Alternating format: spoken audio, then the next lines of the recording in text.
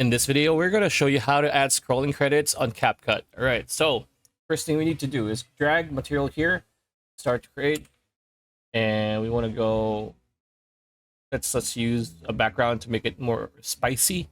Let's use this one. As you can see, this is pretty much our background. So what you want to do next is click on text here on the main menu, click on text, and then click on default and just drag it here. Right, there you go. And what you want to do is go all the way, match your video, or for however long you want it.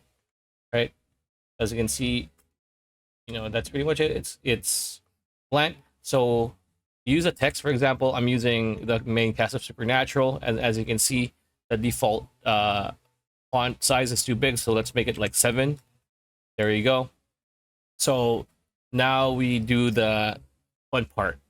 So as long as you highlight the text, right? As you can see here, we highlight the text here on this menu here on the right hand side. Scroll down a bit until you see position. So add a keyframe, click on this, like left click like that.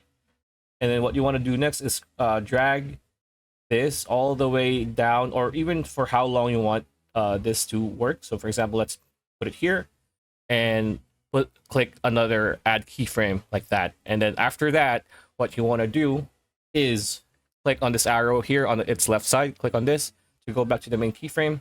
So what you want to do is drag this all the way down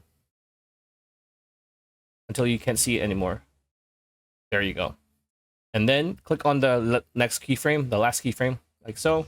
As you can see here, it's going to be here again. What you want to do this time is drag it up until you can't see it anymore, like that.